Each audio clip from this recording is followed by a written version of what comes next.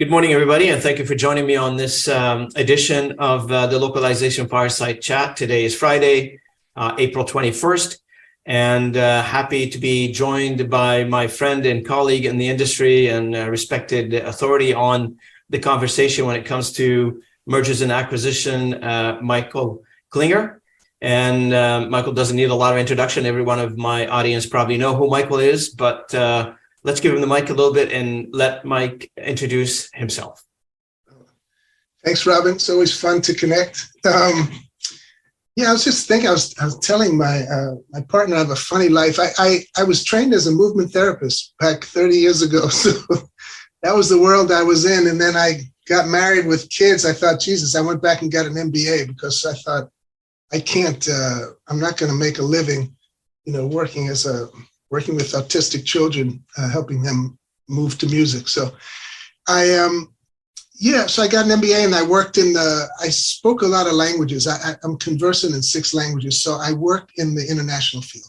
Mm-hmm. Started off in a small company doing translation and started doing localization. And then I ended up also doing staffing for the localization field. And fast forward, I worked for a company called Winter Wyman, and it was bought by Comsys, and they wanted to grow our business by buying companies, and that's how the M&A part started. And then I went out on my own about 2006 and did staffing. I started getting requests for people to say, Mike, can you find a business for me? I want to grow in Asia, or I want to grow in Europe. So I didn't even know, what is it? What do you charge? I had no idea. That's how it started. I wasn't really looking to do it. Mm-hmm. At this point, I work with probably over 100 buyers and maybe 15 to 20 sellers, and I've been doing this for 6, 7, 8 years. So I like it. I like helping people. It's funny you've hit a very interesting point. When you are a small to mid-size or mid-sized companies in general, larger companies probably have lesser of a problem in it. When you have like a customer, generally it's driven, our services are in our industry is driven by customer demand or market demand. Right. If you have a market demand, let's say in Asia, and you don't have an operation in Asia, in your world, probably somebody would probably think, oh, let me buy something in Asia, and that helps me address the need for my market in that area. Is that really what happens? Yeah. It's, because there's all these legal components, to starting a business. Suppose you're in Canada and you want to start a business in France, it's much more complicated. But if you buy a company that's already there legally, figure out, you work with the international lawyers to go, okay, it speeds the process up. Absolutely, it does. Now, tell me a little bit about the Anzer Global, right? That's the name of the company that you guys are operating under right now, right? Anzer Global? Well, there's 2. Anzer Global does the staffing. Language Transaction does the M&A work. They're 2 separate businesses, kind of sister companies. Yeah. And they're both owned by you, Michael, or do you have partners? Or No, they're both owned by me. I'm now a big shot. I should... Michael, you're always great, man. I love talking to you. It's just, it adds that little smile to the conversation. Always great. So the M&A part, the language transaction, I guess you called it, right? So in your view, I mean, you've been at it for a while. I've known you for many years, and you've been doing this on both sides, the staffing and the language transaction. So that have changed since you've started working in it, And I'm talking about there's multiple facets to change. There's multiple aspects to change in our industry. But what are the major drivers for the transaction to take place if we're talking about somebody selling or somebody buying? Yeah, I mean, it's a great question, Robert. I think step back and think of the real estate market. And you go, boy, it's a hot market. Well, why? Maybe there's not a lot of houses out there. And people have money, or the interest rates are low. It's kind of a little bit like that here. It's funny now, the banks with the issues with the banks, and now the banks are more careful lending money, and the interest rates are higher. So now it becomes more of a buyer's market because the buyers who have money can, but say 4 or 5 years ago, it was crazy. I mean, I'd have a seller on the market, March 1st, and March 15th, they'd have 4 or 5 offers. So it was a different animal. I think it's moved out of the seller's market, I'd say, to because of more of a buyer's market. So in your opinion, then, based on what you just told me, I think for what I understand is the financial health of the economy, I guess, interest rate, inflation, etc., are something to watch for in terms of, if you're a buyer or a seller, and how does that impact you? If you're in the buyer mode, you got to take consideration of what's going on around you from an economic perspective, access to finance, etc. Yeah, I mean, that's true. What I said is true, and it's also not true. In other words, the terms of the banking terms are true. But look, when COVID hit, everyone said, "Oh boy, we're going to be hammered," and a lot of companies grew. Of course. Because we're an international market. So, RWS or We Localize, they're not going to stop buying because the terms of the bank, So a lot of it's really going to depend on maybe the mid-size, the $10 million company says, boy, I can't swing the deal this way. The seller's going to take out a seller's note and I'm going to pay out over 5 years instead of 2. So in your mind, based on what you've seen, where does the split between private equity firms and individual buyers in your world happen? So, is there are most of the transactions are happening because individual buyers or somebody who owns a company wants to grow by buying another company, or more on a PE? Yeah. I mean, Robin, the industry is funny. Up top, there's the $500 million. You see multilingual computing, the picture of Phil Shaw, $1 billion man. I mean, so there's a handful of those big guys. Then there's, the top 100, they go down to 50 million, 30, 40. And then you get all these companies, 15,000 companies that are 2 million, 1 million. PE is not going to touch that. VC is not going to touch that. So those guys are playing in the higher, the higher echelons. And it was always a little shocking to me dealing with PE guys because, you deal with this guy, this veteran who's grew his business and he's now a $50 million company and he's backed by VC. And then you talk to some guy who looks like he hasn't started shaving yet. And he's the money guy behind. So the VC and PE guys, they have no clue about the industry. They're money people. And they're not going to bother with a $2 million company. Ladies and gentlemen, you heard it the first time on our channel, the expression. No, it's shocking. It was shocking, guy. I'm telling you, when I look at these guys, I go, wait, did you graduate college? Oh, yeah, 4 years ago from, Harvard, of course. So it's just the money guys are, a lot of times, those PE guys, they have no knowledge of the industry, but they can tell you about your EBITDA, your adjusted EBITDA, and the trends and all that. Yeah, it's called they're learning from a book, basically, not from the industry. So, and it's important. I mean, you need that knowledge, but you also need to combine it with the knowledge of the industry, the expertise, what drives this industry. It's a bit of an anomaly in terms of an industry. And back to your question, your comment earlier regarding the top echelon, I guess, as you called them, our industry, and we're not the only one. There are several other industry that fits the same characteristics. You've got the 80-20 rule. I think you and I agree to that. You've got the 80% of the volume of our industry is handled at the top 20 number of companies at the top. And you've got the 20% of the volume is handled by the 80% of the companies at the bottom of the list, I would call it. Yeah. So, right. There are other industries like this, like the market research industry comes to mind, which is similar idea. Larger 80-20 split. Again, you've got a lot of that happening. So, in your opinion, Mike, just going back to why would somebody who owns a company would sell generally? In your opinion, what has the main driver or several main drivers that would drive somebody who owns a transition company? I know our industry is not lacking business. Everybody talk about how much business they can't handle. Why would somebody sell? I'm going to put that back on you, Mr. Ayub. You've been in the industry so long. You know how stressful it is. After 30 years, and you can retire. You grab for that one. No, I mean, there's a lot of, it's a stressful industry, and a lot of the, it's a lifestyle business for a lot of these owners. Yeah.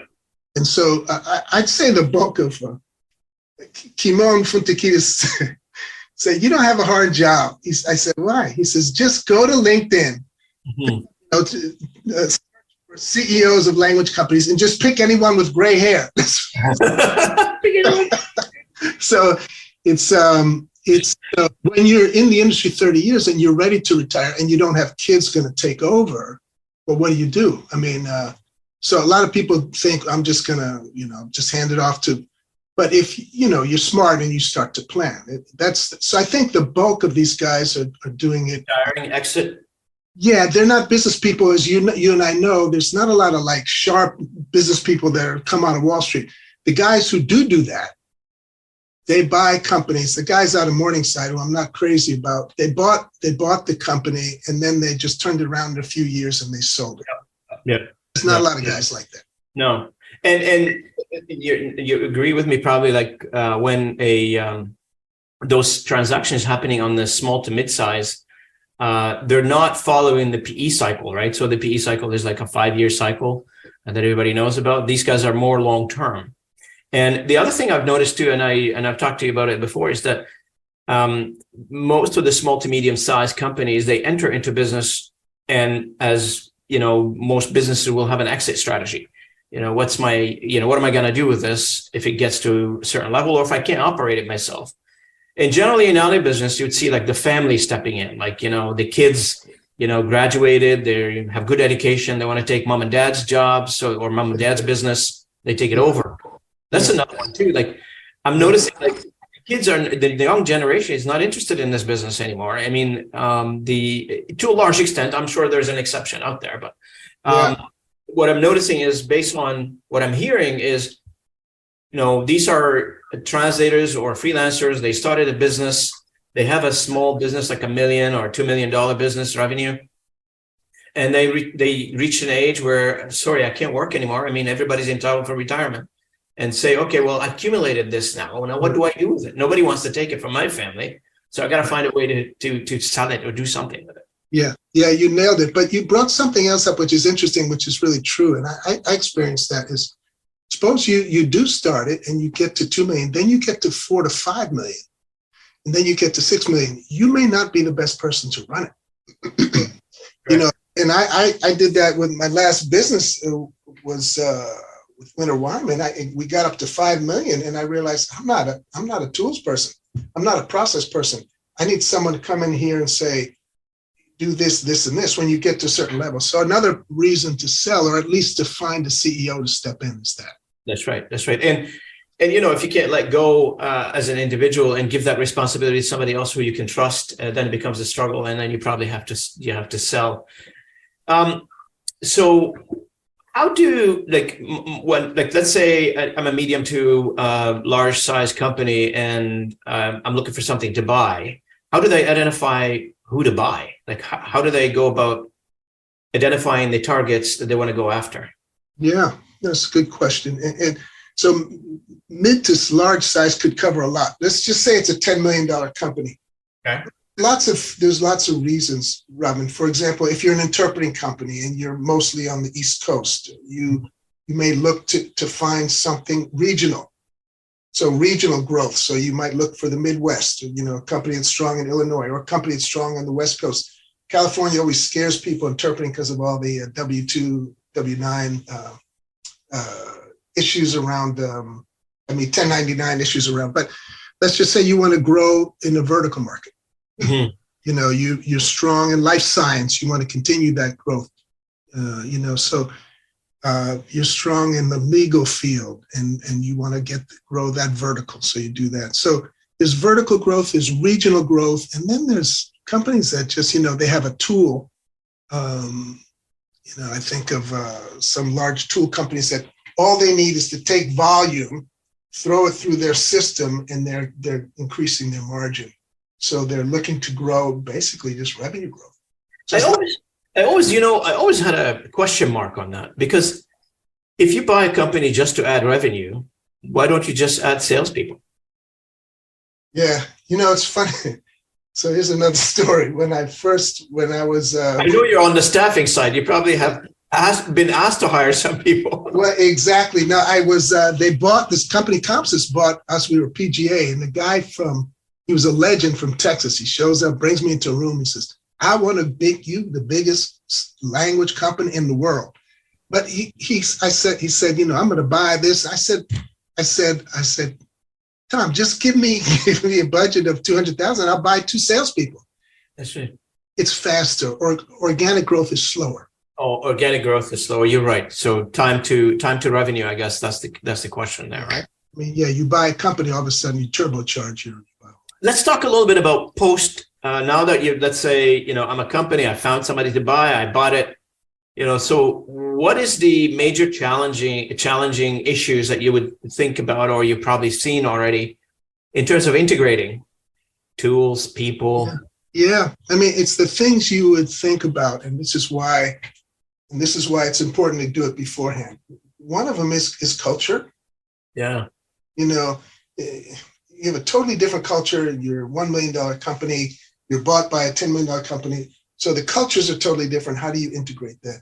And a lot of smart buyers go, hey, I just came in. I love you guys. I'm going to give you all a 5% raise, and you just continue to do what you do.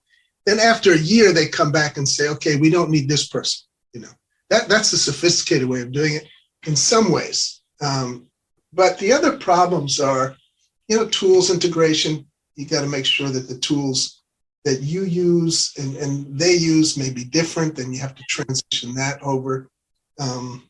I see personalities sometimes, a lot of times. Yeah, you know what? You hit a point. Like, personally, I've been through 2 of them, acquisitions, and what was the most important piece that you already mentioned, Mike, is the cultural fit. It is very important because our business is not widgets, right? I mean, we do translation for customers. So basically, we're writers on behalf of a customer as an industry. And so if there is not element of trust between the customer and the new organization, then that revenue that you bought, it's going to disappear. So that culture of fit is essential to continue delivering to a customer, in my opinion. I don't know. Yeah, absolutely. So if you have the culture of fit, you can retain the revenue especially when you invested, millions of dollars in some cases to buy a company. Right. It's in the best interest of the buyer to maintain that, to look to look for a cultural fit, and B is to maintain it. Yeah. The slice and dice that everybody is well aware of. There's multiple risks associated with that, unless you just want to buy somebody just to eliminate a competitor, which I have not thought of that, to be honest with you, in our industry. I haven't seen it in our industry, which we're lucky this way. So yeah. I mean, there's a few people doing that right now, but they go into a state and they have 1 or 2, and then they go get 2 or 3 more because then they corner the market, but not for the most part. Again, this is not a lot of people go in here to save the world. We're not a lot of cutthroat business people. It's my experience. Have you seen in your past experience, based on what you've done so far, have you seen any customer says, I don't like this, I'm leaving? Customer, you mean after an acquisition? Yeah, after an acquisition, yeah. It takes place over time, Mike, right? It doesn't happen immediately. Yeah. Well, I mean, in one case, luckily it wasn't me, but I knew the buyer. He bought a company, and the company was, I believe, in Florida, and they had like 70% of their business was from one account. And as you know, there's no contracts. So they bought the company, they spent all this money, and then about 3 or 4 months into the acquisition, after they acquired them, the top account left. Not anything, just because whatever, they got a better deal somewhere else, So the challenges of the service industry is nothing's locked in. Nothing is locked in. You're right. And that takes me to the next one, because part of the buying a company is how much would you pay for a company, and that the valuation discussion becomes very interesting, especially if you don't have any contracts in place locking anything, because those are the value, in my opinion. Yeah, yeah. And customer comes, customer goes, I guess, depends on, their needs and does it fit or doesn't.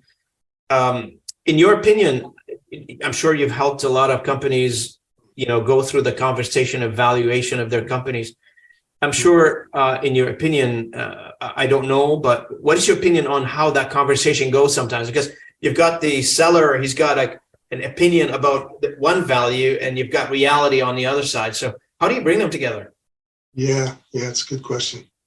And you have to tiptoe a little bit, because I'm worth this, and Dee, who you're gonna meet in Canada, recently said, someone was in tears about something, because of the valuation. It's like you're it's very personal, people. But the reality is, it is like the real estate market, and I say to people, it's, look, I get this house means a lot to you. I know you gave birth to 3 kids in here, and your husband died here and whatever, but that doesn't do anything with the market. So the house next to you sold for this amount. This is what you get. So there's multiples that you work with. If you're 2.5 million, it's 3 times your net profit or EBITDA number. Yeah. And 6 times. You may want to, but you can't. And if you insist on it, I can't work with you. So I'm not out to, screw anybody. I'm just letting them know realistically, here's what business runs, though. I mean, you're just stating the fact, really. Yeah, some people, if you're a seller and you want X number for your company, that's your prerogative, and that's your decision. You can do whatever you like, and you can ask for as much money as you want. The question is it going to sell? If you are serious about selling, that's another question. And the other one, and I'm sure you've seen it before, where actually, sellers are asking like for multiplication of revenue versus multiplication of EBITDA, for instance. We're not a high tech company. We're not like, unless there is, I don't know, but right. No, you're right, Robin. And that's so there's 2 things. There's a service company, but then there's the technology component and AI, look with ChatGPT, all these things going on. I don't know if you remember John Tinsley's company, Ionic Machines, or what? Yes. I think he sold, it was like less than $1 million. He sold for 20 million. Okay, well, he's got a promising technology at the time. He's got a promising technology. RWS needed it. Yeah. Those, I'm working with a company, although they didn't get the most I wanted. They do basically immediate translation without a person. So you have someone talking and it records it and then translates it. I mean, it's a technology that's now out there, but it's, so if you have a technology that you can leverage for the client, then it's much higher multiple. Technology valuation is much different than service valuation, right? So that's right. Exactly. I mean, isn't RWS still listed on the stock exchange as a tech stock? Technology. Oh, interesting. I think they're listed in the technology sector. Interesting. I think. I don't know. I mean, I haven't checked it lately, but back in the days before the merger with RWS, they were listed in the technology stock. So yeah. And there's nothing wrong with that. I mean, if you can get more money for what you've worked hard for, or for what you've developed, and if you've got like some essential technology that you can get more valuation for, fine. But in the case where you only have services, you have services, and you're trying to sell it based on multiplication of revenue because I've got a good customer, and this is another one extreme scenario where you've got a good customer, but you don't have a contract to lock them in, that customer could walk away. There's a lot of volatility, you know what I'm saying? That's right. So, yeah. So, a smart buyer, people say, well, I don't think they're worth this. I'd say they've had this customer for 15 years, and they've only done, 20% of their budget. So as a buyer, you want to really invest in who are their accounts and can you grow them? And that's what the buyer goes, yeah, I'll pay 4 or 5 times multiple EBITDA multiple because I can see we're going to grow these solid accounts because they've undersold them. That's right. So do you still see like a lot of in your world? I mean, I'm sure they're involved everywhere, but do you still see do you deal with PE firms yourself, your company? Yeah.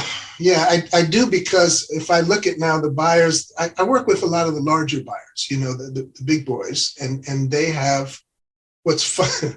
It's a little bit like the ventriloquist and the dummy, because the dummy is the CEO that's been in this industry. And they'll say one thing, and then they go to the VC and say, what do you think? We want to buy this company? And the VC says no. So they come back and say, no, we can't buy this company. It's like, well, you just said you wanted to buy them. Yeah. The VC guys run the show. And there are a lot of these bigger companies are VC funded. They're VC backed or private equity. And you still have someone who's knowledgeable in the driver's seat, but they're no longer calling the shots. It's kind of it's the guy who doesn't shave yet. The hardware guy. Just graduated. Just graduated. So, I mean, I don't know, but for me, I feel after I read the news every day, I feel like there's money coming to the industry from a variety of places. I always hear companies investing from outside the industry, investing, in some cases, multi-million dollars, hundreds of millions of dollars in certain initiatives or certain companies, et cetera. Meanwhile, I take a look at what's going on in our technology, and we were having a discussion on the podcast last week about ChatGPT with Diego from Italy.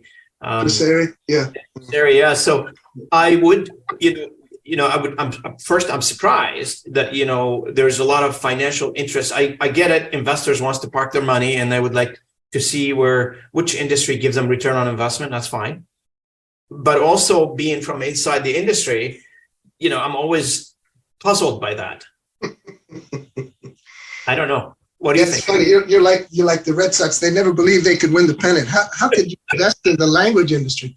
But you're right. And industry, they're pouring money into this industry. I think there is a distinction. They're pouring into these technology companies, these AI. There's all these companies that do dubbing. There's synthetic voice going in. I mean, there's so many AI components so they're pouring money into these companies. They're getting money, but the mom and pop shops, they're still just mom and pop shops, and that's not being touched for them. But I think there's a lot of money going into these creative technology plays. That it's the biggest thing I think. Technology changes since the internet came. Yeah, I agree with you. I've been talking on the podcast here for several companies that have great ideas that they're bringing in. We talked about synthetic voice dubbing. We talked to a company in Vienna, VoxCube. I'm not sure if you know them. They have the CEO is Valentin Grishenko, and he's got a nice technology that enables, you can take audio and you can put it in any language you want, basically, a video, whatever. So it's pretty cool, like the innovation that's going on. And I know you probably heard the statement that says the need is the mother of all inventions. So, you've got this, you've seen it on Slater, Mr. Beast from YouTube decided to create his own company, and that brings us to another conversation altogether. As an industry, we either play the protection of revenue or we get creative. If we don't get creative, somebody will get creative. And most likely it's going to be from outside the industry. Yeah. It's fascinating to see. I think it's this generation, they grew up with internet. I mean, I had to write an article for Multilingual. I co-wrote it about AI and globalization. And it's so funny because ever since we went from manual to electric typewriter, I backed out of the technology space completely. So you still have a typewriter, Mike? That's right. I do somewhere. So I'm not, but kids who grew up, with phones, and this is second nature to them. So there's a lot of young folks in this industry now. There's who see it differently than we do.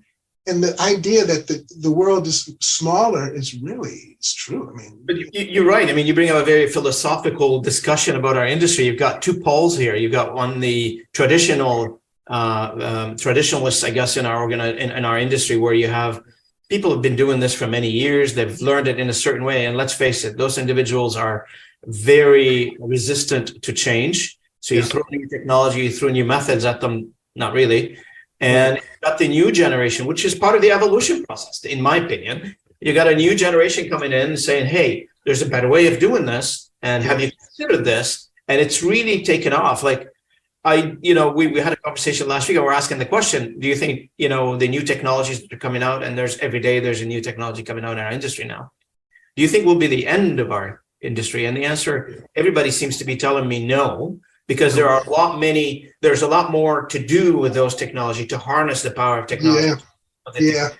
To create services around those technologies that's kind of enabled this industry to continue on for many years. I mean, since the Babylon day, right, 10,000 years ago, we're still going, and this will continue going. Now, the good news of our industry is that with the advancement of communication, internet, etc., people are talking more, creating more content, exchanging ideas more.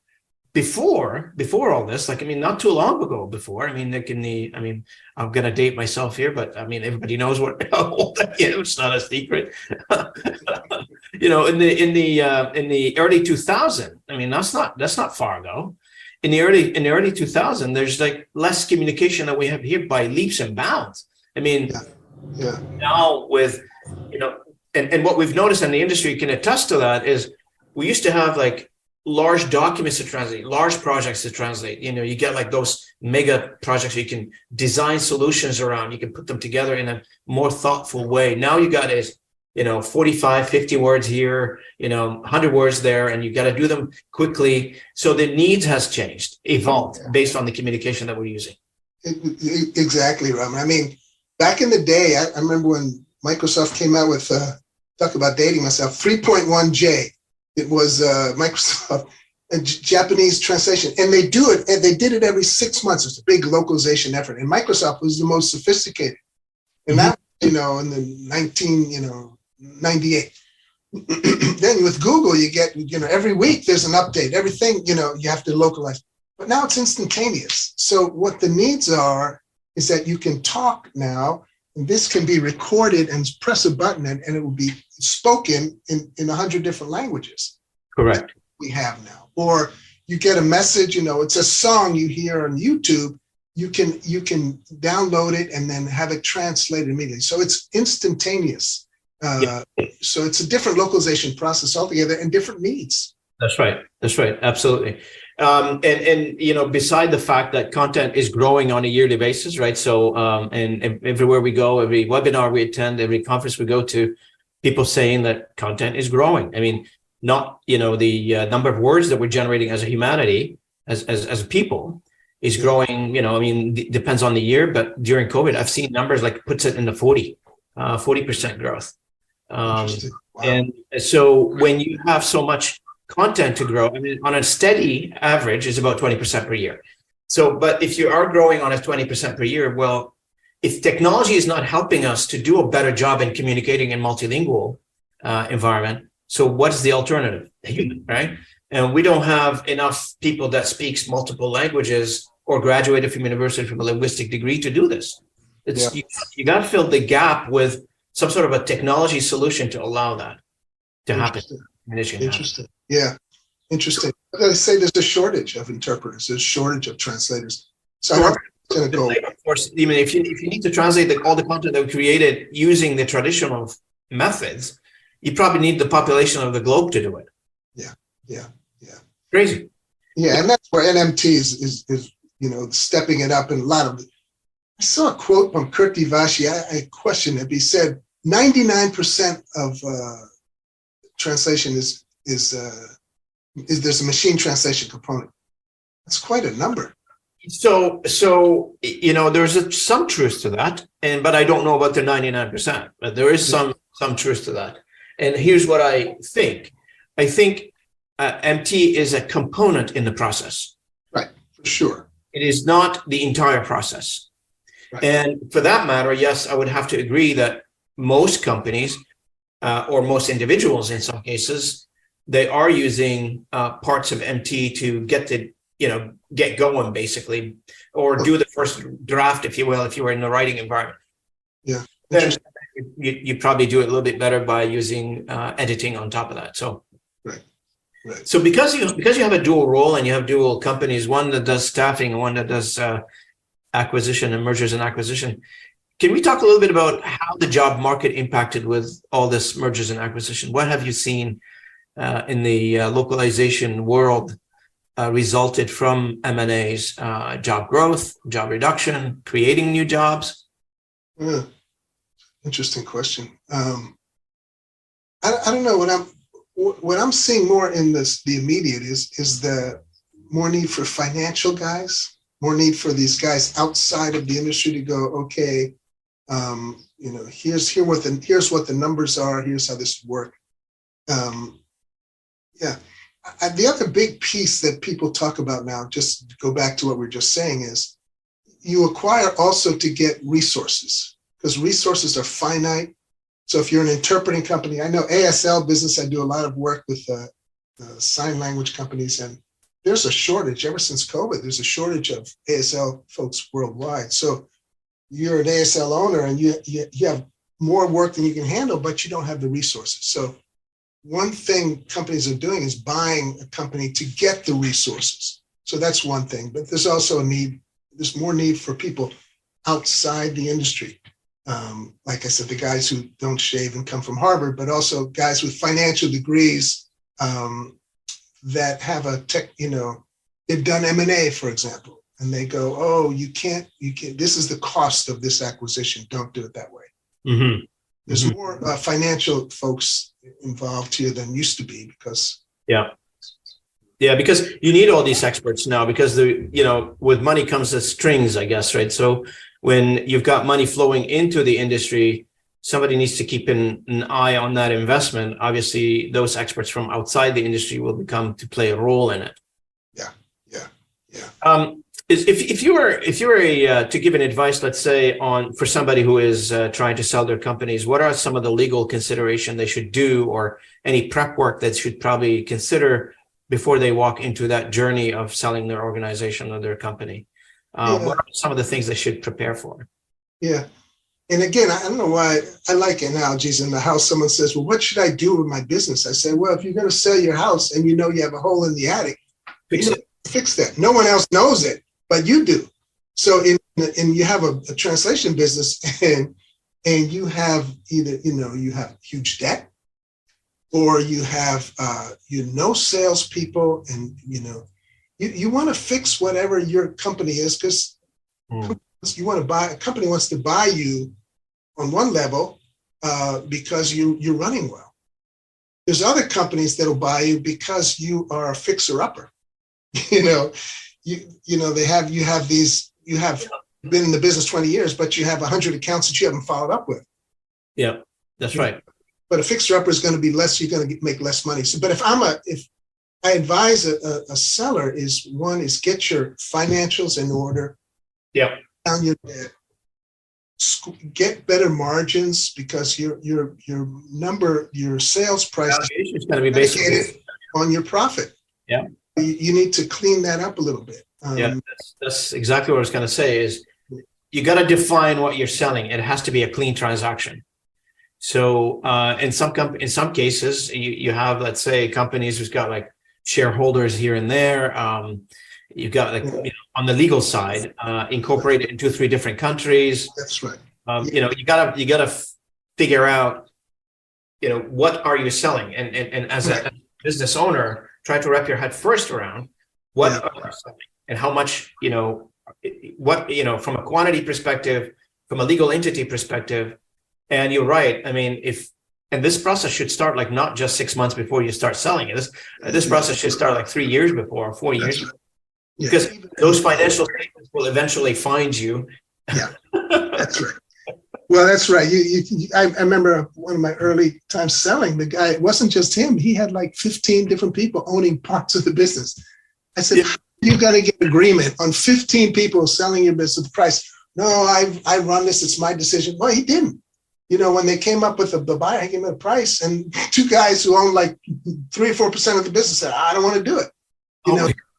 So you get that kind of deal. But the other point you bring up, Robin, is if you're in the U.S. and you want to buy a company, in Mexico, or you want to buy a company in Japan, there's legal stuff you have to understand, and that's it's out of my purview. That's you want to have legal people in those countries, lawyers who do international law, because the purchasing there's a lot more complexity to it. Correct. We're both of us are in North America. We're used to the legal system here, or the commerce system here in Canada and the US. But when you step outside of that, some of them are the same. Some of them are a bit more complex, and some of them are really complex to get things done. Yeah. And some of them are very bureaucratic systems too. So you gotta, some of them are non-traditional. Like I said, sometimes you have to, right. Do something outside of the ordinary to get things done sometimes. So yeah. And then the legal laws of fire. You buy a company in France, you're stuck with those people for a while, and if you know anything about it becomes an issue. It's a challenge, right? Yeah. Right. So tell me, looking ahead, what do you expect in terms of the M&A activity in our industry, and what the trends? What do you think would be the drivers? Yeah, I mean, everyone's talking about the ChatGPT that you had last week. Buzzword now. I mean, this thing is just everybody talking about is like oh my God, it's the first time we hear something about technology. I read a good cartoon this morning in Zitz. The guy, the father who's like this dentist, and the kid is this hip kid, and the father says, "Hey, I just used ChatGPT to send this thank you letter to my constituents." And the next picture is the son going to his friend. He goes, "AI is dead." He goes, "What? No." He says, "Yeah, my parents are using it." So if you get to the level where everyone is using, AI, then it becomes ubiquitous, and we're not there yet. So the drivers right now are these, hot companies that are doing AI and have some kind of interface, whether we talked about dubbing or, marketing and that's hot, and that's where investment's going to go.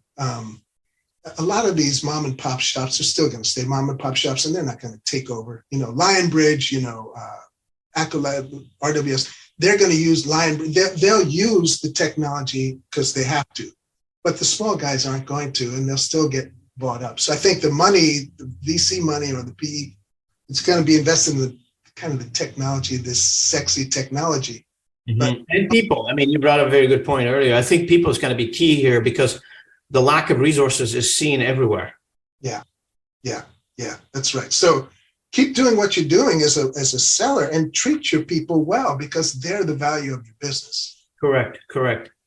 Now, for our audience, and what would you, if somebody's listening to this and they want to move to the next level, I guess reach out to you? Is that?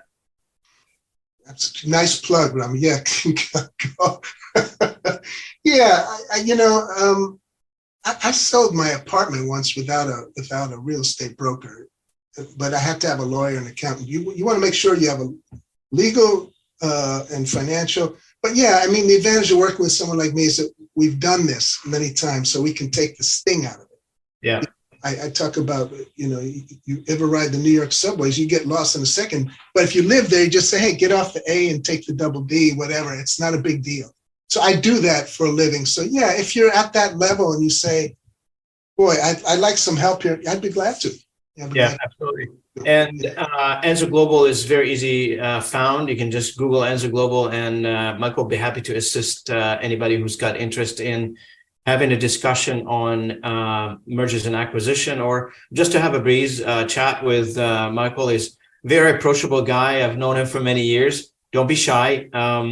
Reach out to Michael, and we all in the industry try to support one another. If we can solve a problem, if this podcast can solve a problem by introducing a good discussion around, buying a business or selling a business, that's the objective for all of us in this case.